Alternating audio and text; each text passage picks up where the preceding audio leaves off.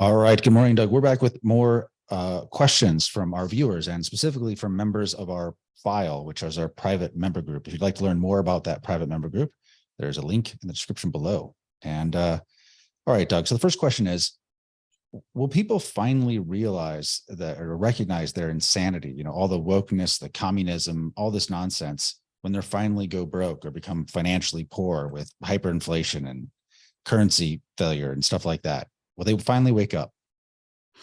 Well, apparently they did in Russia and the old Soviet Union after it collapsed. Many of them did anyway. Mhm. But this is not an intellectual problem that we're dealing with where, oh, I didn't understand it can work out that badly. I'd say in most cases, it's a psychological problem. It's that people have. It's something where essentially everybody wants to get something for nothing. And as long as the state exists, the promises to be a cornucopia that will make stuff magically appear, because people just don't understand anything about economics.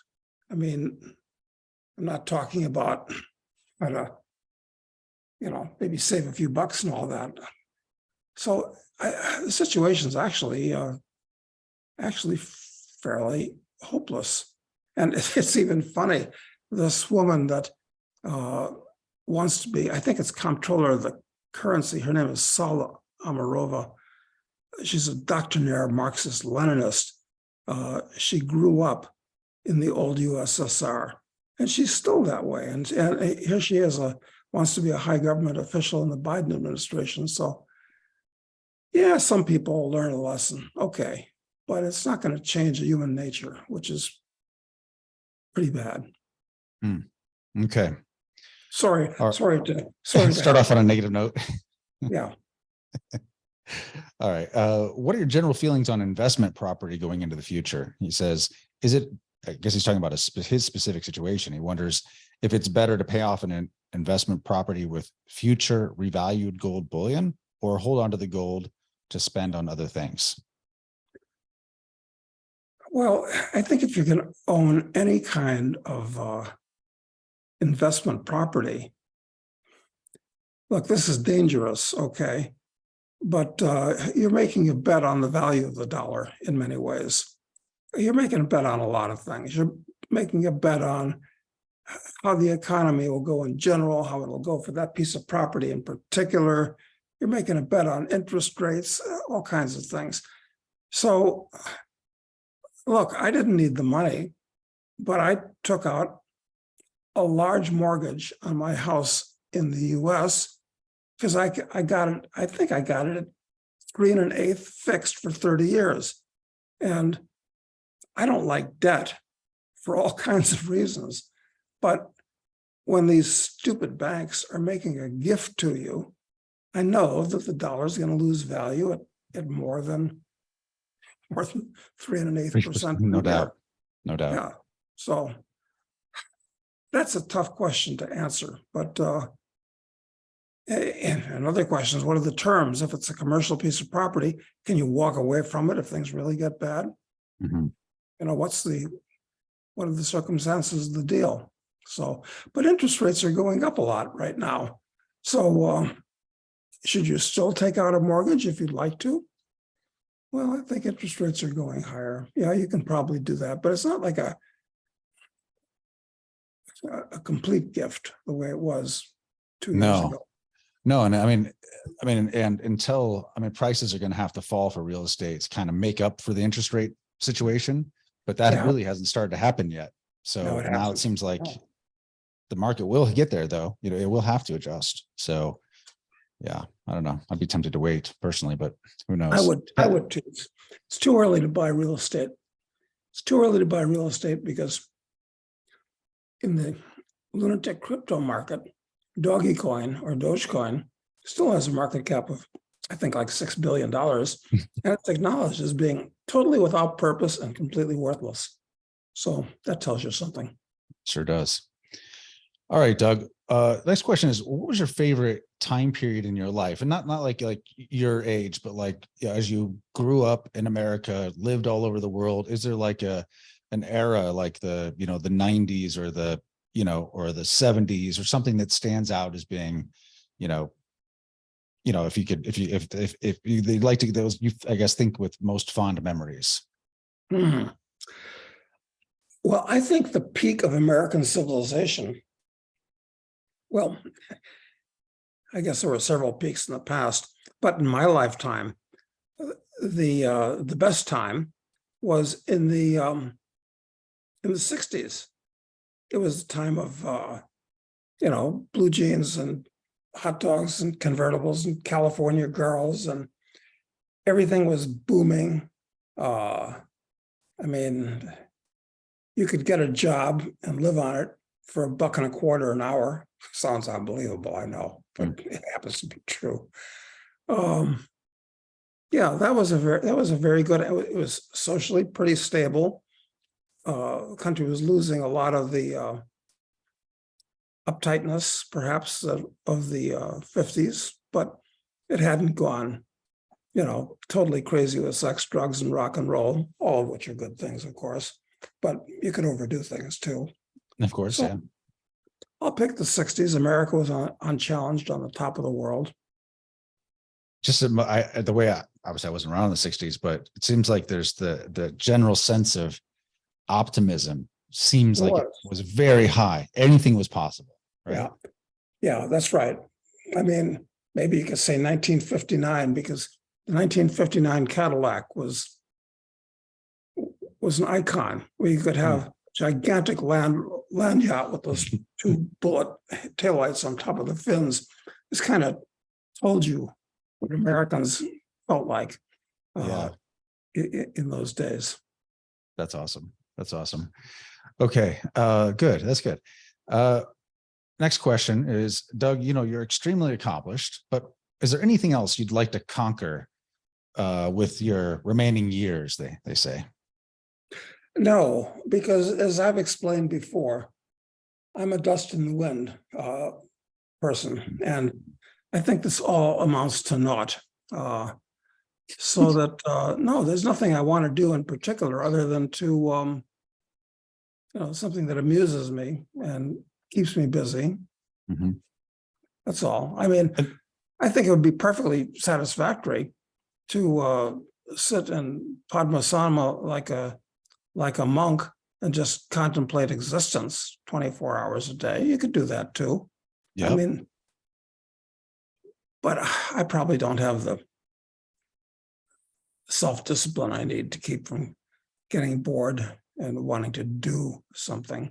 I mean, it's hard to be something if you can't do something, and to do something, you need to have something. So you can't get out of the physical world while you're still in it. So the answer to the question, is there something I like to do? Yeah, sure.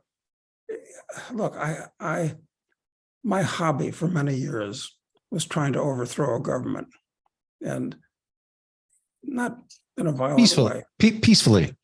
Peaceful overthrow of the government, right. Peaceful and productive overthrow of the government.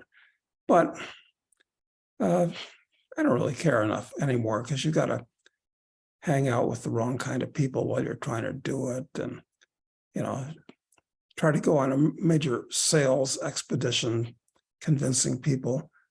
So no, not really. But so fundamentally, it seems to me that what you're describing, though, you said things that amuse you and help occupy the time. That's basically been your guiding principle for much of your life, right? Just doing things that amuse you. Yeah, it's so true. I mean, I've never been focused. Oftentimes, in fact, every time when I come to the fork in the road, I take it. And life could have changed totally and entirely if I'd, for instance, after I went back to Washington, D.C., after I graduated from college, if I went to work at this French restaurant as opposed to a nightclub restaurant, my whole life would have been different. Interesting. Yeah. Just because of the people I met this one place, so it's a lot of this is just accidental, actually. All right. Doug, is there anything that's bothersome or worrisome about Uruguay?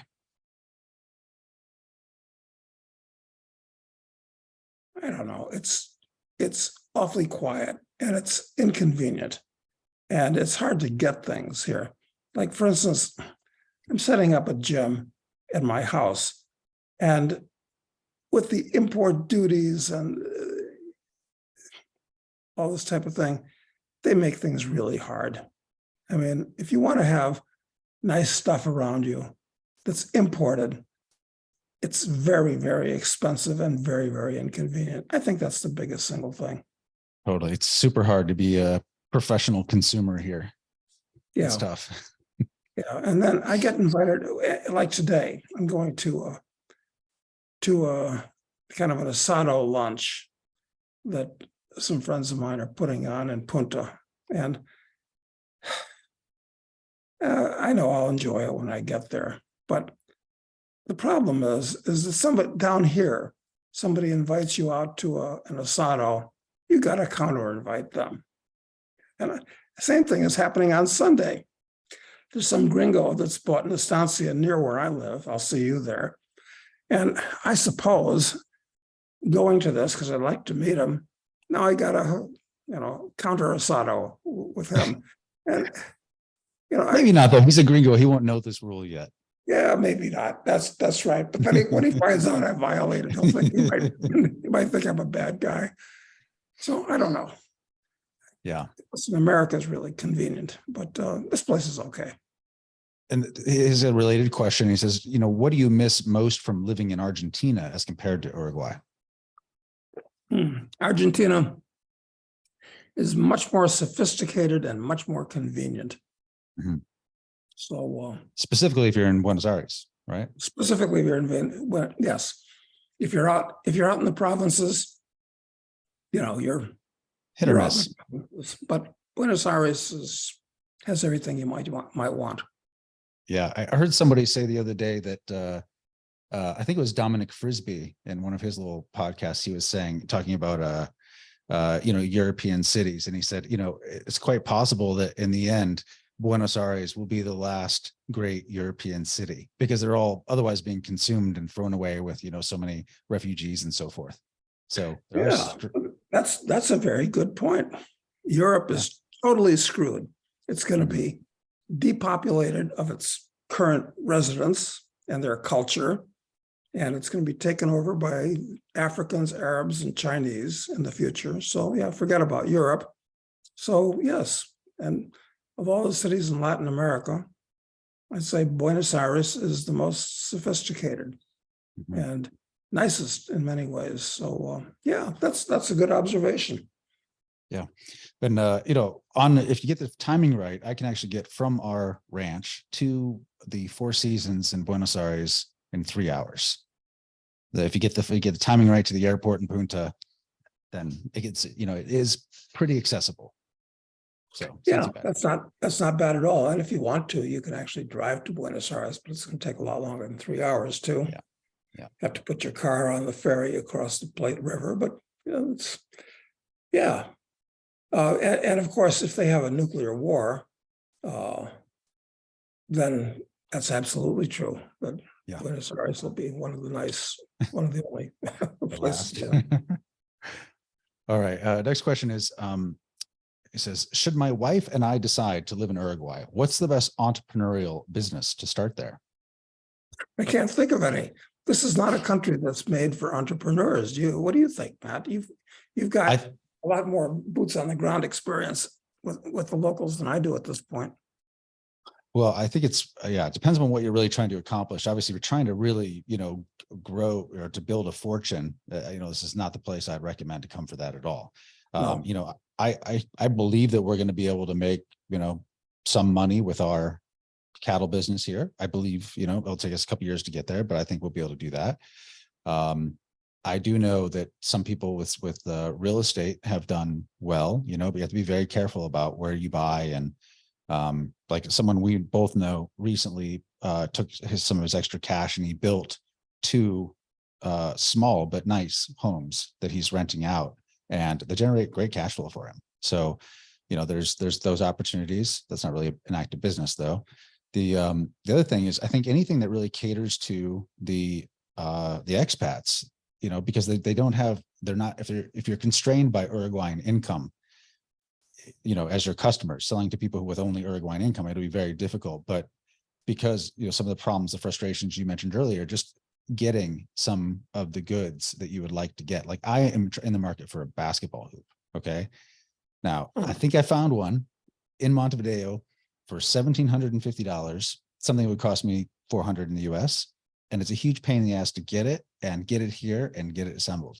Even if it is something I can find, I would pay somebody to make that easier for me, but, and so there's a lot of people in that situation. We have some friends here some viewers of the podcast who moved down here from New York, a couple who are, skilled electricians. And, there's, I think, a huge opportunity for them to start a local electrician business here to, serve the gringo market in particular. I think that they would do quite well because their English is perfect. Their Spanish is wonderful. They do well. So I think there are different opportunities available here, but it really depends upon your specific skill set and, your goals, I guess. Yeah, that's right. And I'll take Argentina. In Cafayate, a friend of mine from Aspen, of all places, who I'd known for many years, very competent real estate guy and contractor. He was worth $10 million at one point in Aspen and totally blew himself up so that he was penniless. Came down to visit me in Cafayate. And, now he's back in the chips again because he's got skills when it comes to building a house in the proper American way, where things work and, the circuits don't blow out and the plumbing doesn't leak. And so everybody, yeah, exactly. You can do that. Yeah. Okay. But that's a rough road to hoe. I mean, it's so much easier if you want to make $1 million, buy a million widgets someplace for $1 and sell them someplace else for $2. That's quick and easy and not heavy lifting. Yeah, but I bet someone could do some specialized import business here. Like, for instance, we were even talking to somebody about, like, there's Jane likes tequila, and the tequila they sell here is just total crap. It's really, really bad. And so she's looking into what it would take for her to be an importer of it. And she's mentioned it to like half a dozen people so far, and they go, "Oh yeah, well, if you do that, we'd like to buy from you." So there's because this isn't a consumer market, really, a lot of these basic things, if you're willing to do a little work to understand how you can bring that in, even though it's going to be more expensive, it'll be more expensive here than it would anywhere else, but people will pay it if they're things that they want and it's just too hard for them to get. I think there is an import opportunity here, actually. Yeah, I think there is. Well, tequila, you can't get good bourbon down here, if any bourbon at all. And when it comes to things like liqueurs and these specialty liquors, which we have scores in the US, almost unavailable down here. Yep, exactly. And so I think there are opportunities around that stuff, but you got to kind of get here and see what the market's like and, and make some choices. So, all right, Doug, what advice do you have for Americans with draft age young men? Yeah, because maybe they're going to reinstitute a draft for several different reasons, I guess. Well, I don't know. Well, you're actually confronting that problem. What do you think? Well, yeah, I am confronting that problem. I think the first thing is the way I looked at it was I had to disabuse my son of his natural patriotic inclinations, which I also have had in my life, whereas because my worry would be before a draft comes, there'd be a call to arms of some kind, and that a lot of young men would like to answer that call, especially if it can be portrayed as it always is, good versus evil in some way. So just,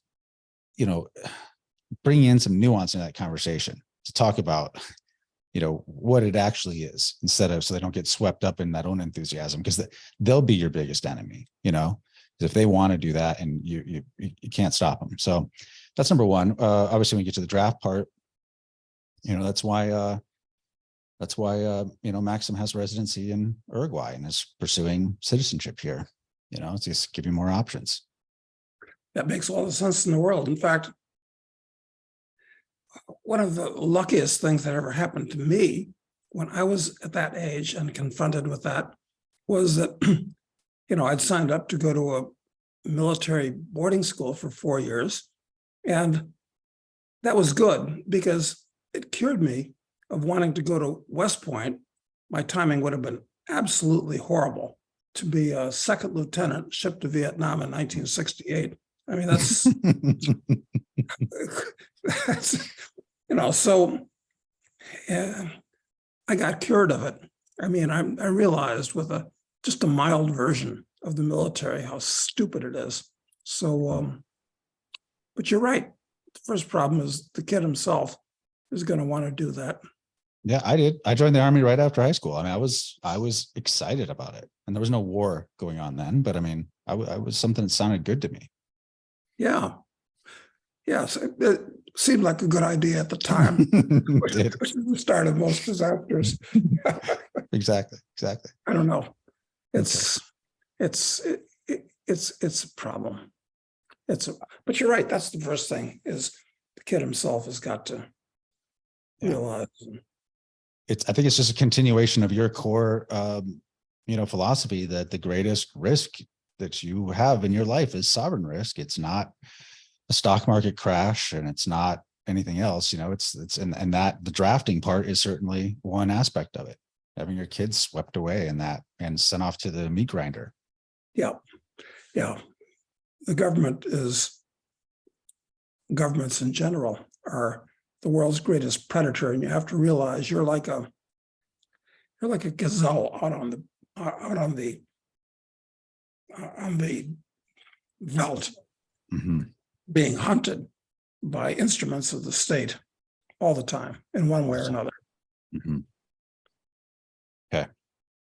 Doug, do you have any thoughts on Credit Suisse's continued decline? If you look at that stock back, before the financial crisis, it was, a high flyer. It got kind of crushed a little bit a lot in the financial crisis, but it just keeps getting worse and worse. And I mean, people have talked about it as being a bellwether for, economic major financial crisis of some kind, but it's still around.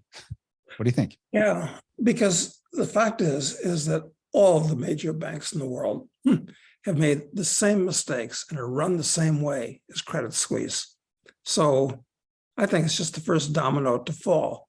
And if they're going to save Credit Suisse, they're going to have to fire all the current management, change its philosophy of doing things, and totally recapitalize it, which will basically wipe out current shareholders.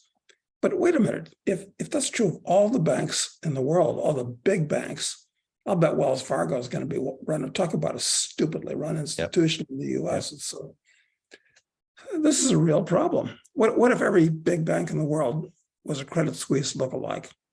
And there was an announcement. Where was this article that pointed this out?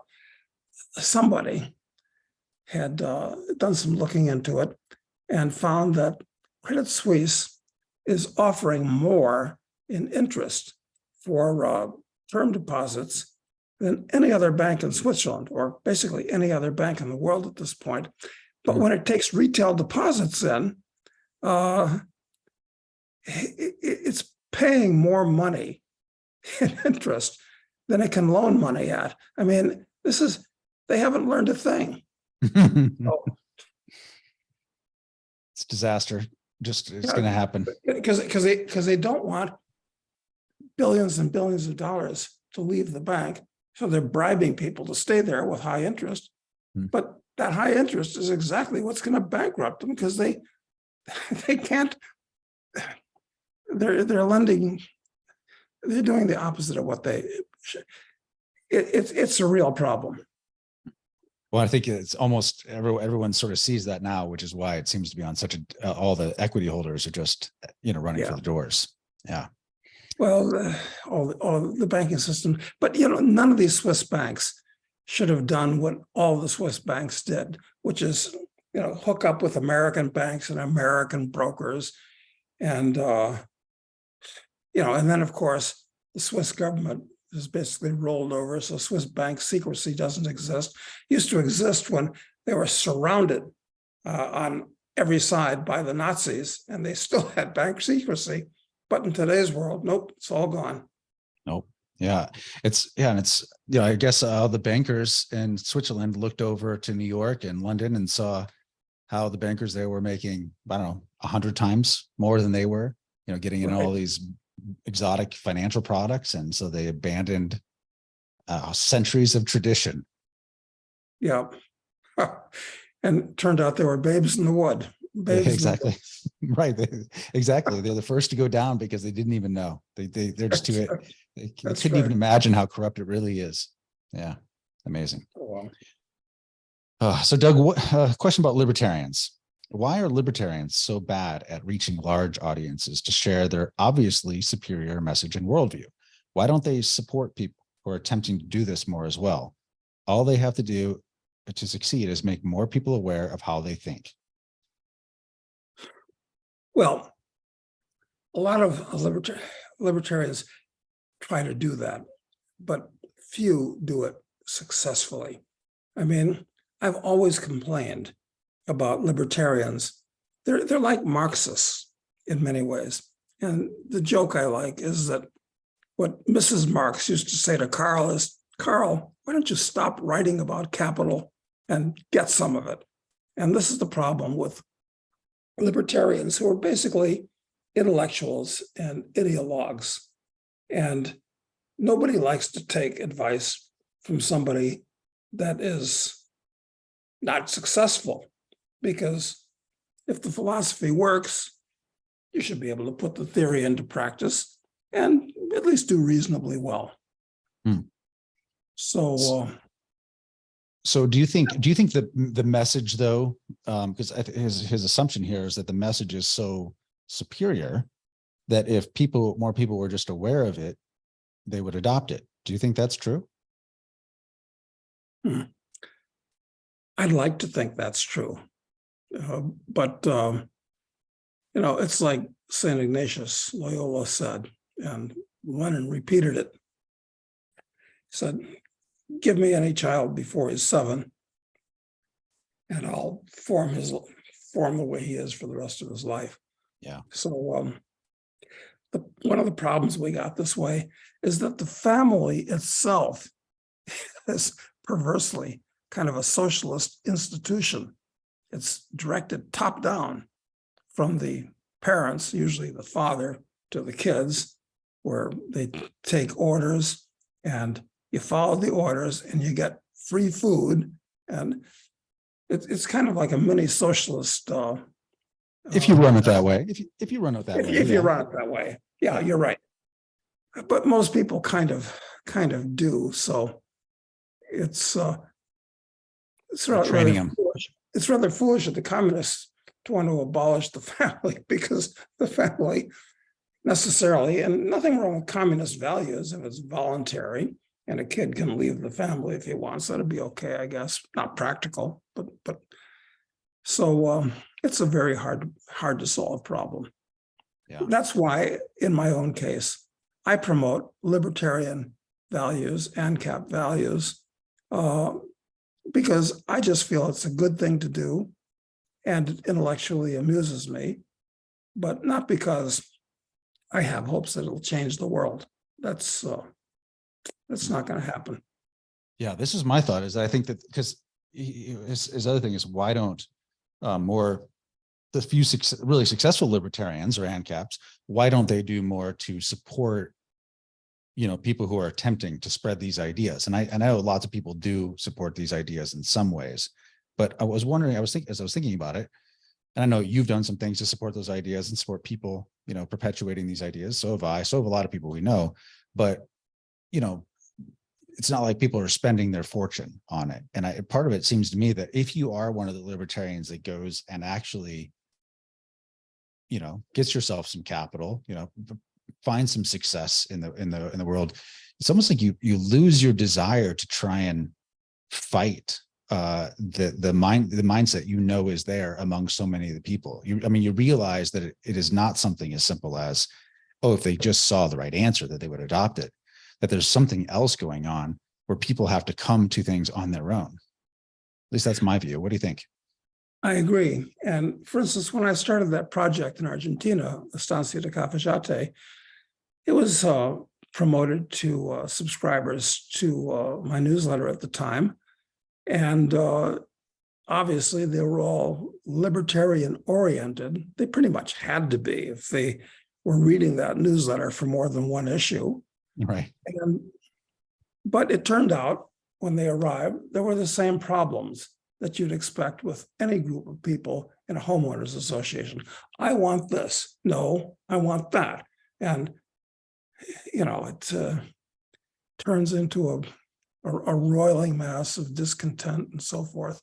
So it's, look, libertarianism is great. I believe in it. The principles, they're very helpful. I only like to deal with people, if I can, that have those libertarian principles. But dealing with professional libertarians, that's a little bit different kettle of fish, I find. Yeah, I totally agree. Totally agree. Well, in our last podcast, we talked about South Africa a lot. And one of the gentlemen who we mentioned in that episode, we didn't mention his name, but he sent us another question, I guess, after listening to that one. He says, "You guys sure got my attention with the latest Doug Casey's take, but I remember Doug once said that all over the world you find pockets of wealth where life is better than the rest of the country, and that it is easier to protect these areas because the people living there can afford it." He says, and where he says, in South Africa, he says, is like one of those areas. He says he's lived there for 9 years now. He's from Belgium originally. It's much better than Belgium. He says lots of people in the country who can afford it are moving here. The price of real estate is way up. He says, I know I'm living in a bubble, so maybe I'm wrong. Maybe Namibia has, he says, a new residency by investment program. Maybe I should explore that for me and my family. What do you think? Well, I've been to Namibia a couple of times, to the far north, and flown over a lot of it. And I've actually been to a good part of Namibia. There's no part of it that I can think of that's going to be as pleasant as the wine country of South Africa. It's just, frankly, it's mostly desert. I mean, it really is mostly desert. So, yeah, it's okay. But that's, the area around, I guess it's Stellenbosch, is just one of the most pleasant places you can imagine. The climate is great. The vegetation is great. I mean, I guess once in a while you'll get a black mamba that crawls through the backyard, but we get rattlesnakes and moccasins in the U.S. Mm-hmm. So, yeah, I mean, look, there are pockets, and I don't know where you should go, quite frankly. I mean, so specific to someone's life, what makes sense, but having a backup option makes sense, though, to have something in the works, right? Just in case. I think you got to have a backup option. That's right. I mean, look, I've mentioned here in the past, I tried to talk my wife a couple of years ago, well, more than a couple. I said, why don't we take a year off and rent an apartment in Kinshasa in the Congo for 6 months, and then in Moscow for 6 months. And that was just a bridge too far. She just couldn't handle that.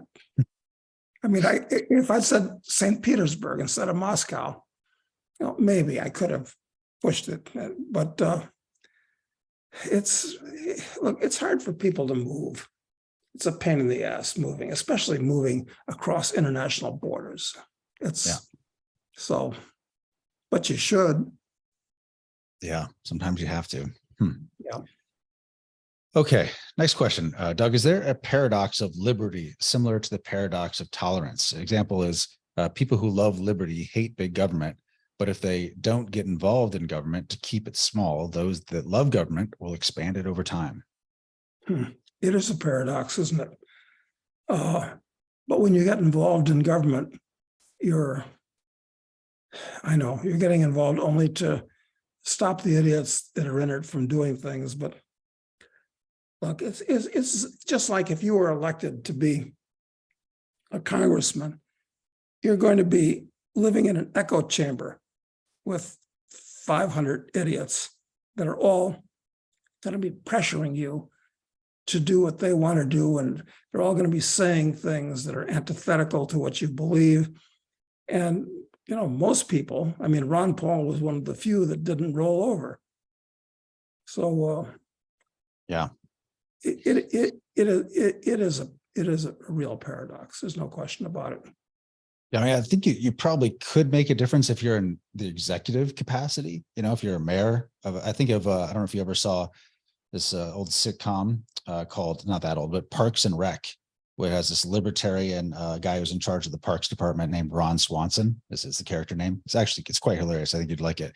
But basically, he's actively trying to thwart any productive government activity in his office. Like that's, he considers that the best work he could possibly do. So if you get in some executive role like that, maybe where you're not, but maybe you can actually help. But otherwise, you end up, Ron was a lone dissenting voice on many things. I guess, he voted against the Iraq war with Dennis Kucinich. And I think those are the only two guys. It didn't make any difference, unfortunately. No, it doesn't.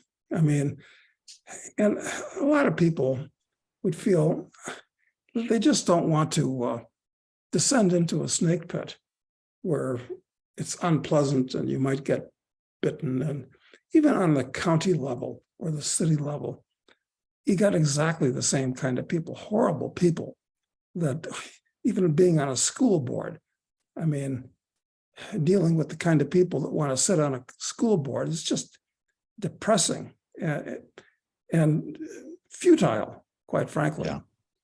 Yeah. Any of this kind of committee or the committee assignments or anything where you're on a board and you have to come to a consensus of some kind. It's almost like even the choices that you're given require you to compromise something. You know what I mean? Because the right answer is basically all these ideas are terrible. We shouldn't do anything. We should reduce taxes and send money back to taxpayers instead. But there's no even, that's not even, that option isn't even on the table. And it's almost impossible to ever get it on the table. I think it's bad enough having to sit on a jury, frankly, where the other 11 people there probably don't share your basic core values, and they're all going to be pushing you towards doing whatever they want to do, even if you think that the law is improper. Let's say this is what the jury nullification movement's all about. It doesn't matter if the guy broke the law shouldn't be there. Therefore, he shouldn't be convicted. Yeah. But they all want to go home. And, so the tendency is to say, well, to hell with it. I'll convict too. Yeah, I agree. Okay, next question. Doug, we talk a lot about gold and silver, and it's popular in the financial alternative media today. But this is someone who doesn't apparently own any. And he says, where did you get it? He says he found a local source, but he'd be curious to hear if you have any recommendations for reputable sources for deliverable metal. Well, I certainly used to, but where would I go to buy? There are several outfits, but there's a bunch of really big ones that have good online e-commerce systems, and you can compare prices and stuff. So, I mean, there's like JM Bullion. I bought from them before. I bought from Kitco. I think I bought from APMX as well. So there's a whole bunch of them. Yeah, there are a bunch of them. The one thing to be careful about once you compare prices, though, I think, is that very often, since there's very little margin in selling bullion type gold, which is what you want to buy, they'll try to convince you to buy numismatic gold. Yes. Where the markups can be gigantic and you won't know what you're getting. And so watch out for that type of thing. Right. You just want bullion. You want maybe it's American Eagles, or I know you like the British sovereigns, right? Because they're about a quarter ounce, like stuff like that. That's just standard government issue, very straightforward. It's a commodity. Yeah. Well, actually, the guy that I've always gone to for this type of thing, just because he's an old friend of mine, there are other people that I know and like in the business, but Van Simmons. Yeah, it's David Hall Rare Coins is the name of his shop, and he actually is an expert in the numismatics also. But he can reliably and reputably get you whatever you need. So I definitely highly recommend him too. Yeah, because he's a rich guy and he doesn't need the money, and he's completely straight. So, yeah, And he knows everything one can possibly ever know pretty much. about the space. Yeah. That's right. And no one is around in this business in like as a broker for gold or a dealer of gold for decades, unless they have a sterling reputation. Like they just can't survive. Yeah, there are certainly other guys, but he pops to mind, and he's my go-to guy because of all the guys I know and like that are in the business. Well, that's the one that was on the top of my mind. Yep. Cool. Okay. Next question. Will the millions of illegal aliens be used as an insurgency against U.S. citizens? He says they're primarily young males with no loyalty or emotion, the private emotion. What do you think? Do you think they'll be turned against the population? That's interesting. It's interesting. What do you think? My initial thought is that the real problem is not a military problem that would arise from these guys. It would be kind of a social problem, which is different. Yeah, I agree with you. I mean, I think you can see this. It's further ahead if you look to a lot of places in Europe, and it's, it's super demoralizing for the citizens in that area. It's super demoralizing. I mean, you can see these protests going on in Ireland where they're just dumping off large numbers of young African migrants, and it's just the community can't support them. They can't do anything with them. And, you can see it's just very demoralizing. It ends up being this big flashpoint for, violence and confrontation between people. But just even the social cost of supporting them, they get homes, but the homeless people don't, it's like that kind of thing. So it causes this social demoralization mostly. And I think it can lead to higher crime and all kinds of things like that. But it's hard to imagine organizing that group to actually be an effective police force or fighting force or whatever against the locals. That doesn't seem likely to me. Yeah. I think you hit the nail on the head. That's the problem. All right. Doug, with so many Americans participating in a high consumption lifestyle and looming financial strain, will the U.S. too be a market of great distortions that one who is prepared can take advantage of? Yeah, sure.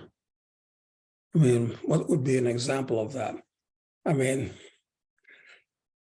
as a lifelong car guy, I've been shocked at how people are buying these very expensive exotic cars, and they immediately put them in storage as collector's items as opposed to just pieces of machinery you can drive.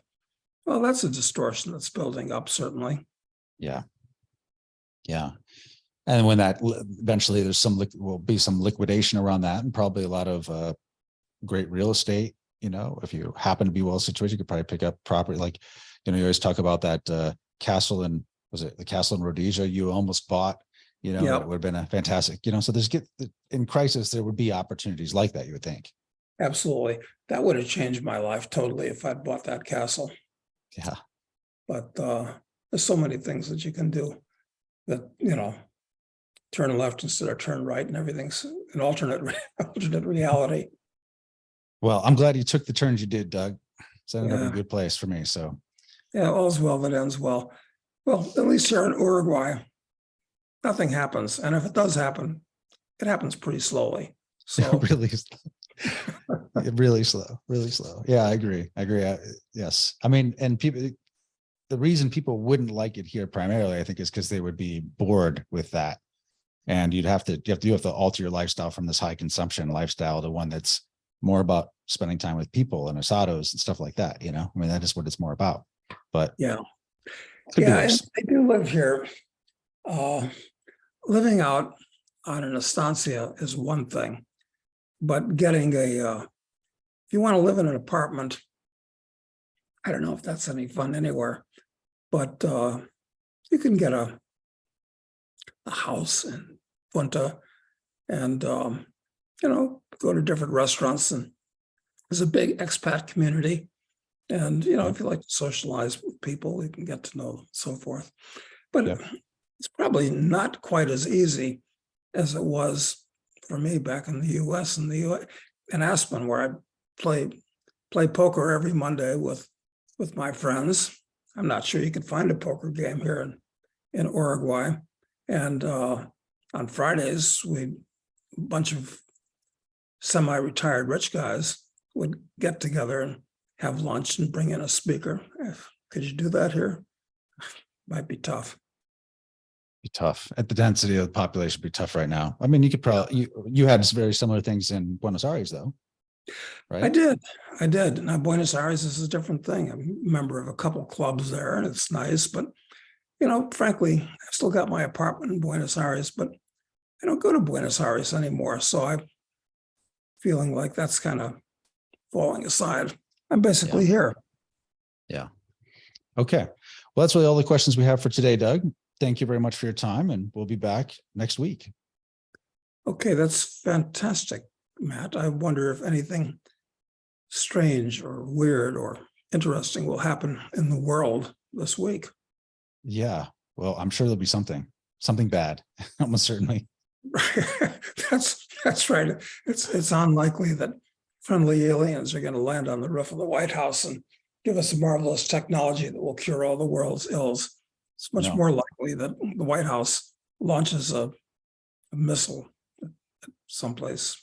Exactly. Kicks off World War III, full on. I think it's quite possible. Quite All right. possible. All right, All Doug. right. Well, thanks so much. You have a good weekend. We'll talk to Thanks, you later. Matt.